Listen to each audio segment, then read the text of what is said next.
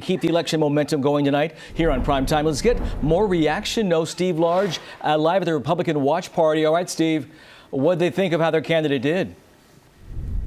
Yeah, well, we're inside the headquarters here where they just had about 50 or so people watching, all the Trump supporters, and they're calling it a win. Not surprisingly, you see the WIN on the table back there. They're in cleanup duty here, but the takeaway for folks here that were watching, again, with the Republican Party, is that they liked the format for one. They liked the microphones being clipped, like being able to hear the two candidates, like that there was no audience interaction. And they're also keying in on the fact that they felt like Donald Trump, in what we know about him, is sometimes being a little undisciplined in his talking. Tonight, they say he was disciplined.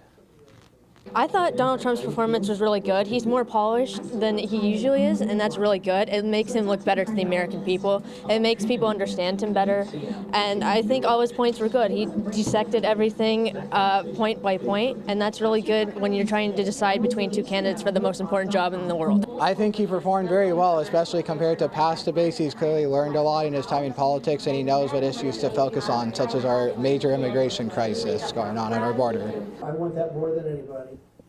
I want to add one final moment here, and the debate was the final question with Dana Bash, the moderator, asking Donald Trump, would you concede if you lose? In fact, she asked that question 3 times. The final answer from Donald Trump, if the election is free and fair, I want that more than anything. So that's a response I think that people were waiting to hear. And I think that depending on your perspective, that is going to be dissected. That response is going to be dissected here a lot over the next 24 hours. All right, Steve, thanks. We'll see you again tonight at CBS 13 at 10 with more. So let's bounce over to the other side now. Dems, I think it's fair to say, nervously watching tonight's debate. I'm sure they were. Madisen Keavy standing by live for us with how the Democrats reacted to Biden's performance. Madison?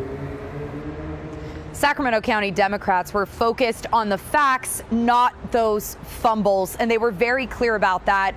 And we had a unique perspective tonight because this, for the majority, was the Sacramento County young Democrats. So the age range here of people that might be first-time voters or just early in their political careers, and that made a difference in their reactions. This was a lively and reactive bunch on good and bad. We got cheers, clapping, snaps, boos for some things that Trump said, and clapping and cheers for some points that Biden made. The most, I'd say, enthusiastic reaction we got was 45 minutes in when Biden finally mentioned Trump's convictions, and they got in a little more to those January 6th questions.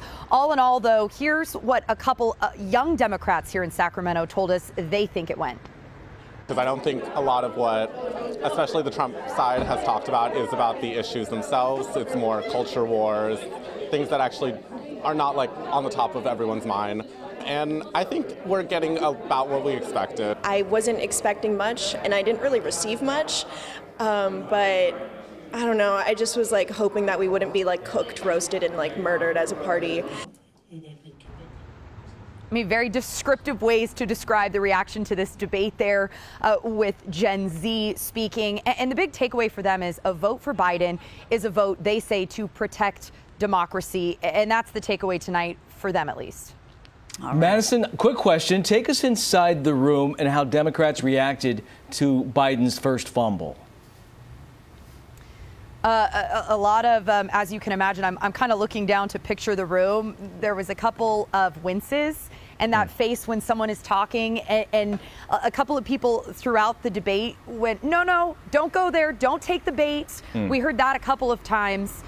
So I think there's definitely frustrations. It wasn't a slam dunk reaction from anyone in that room, but they're trying to look on the bright side, at least for those that we talked to.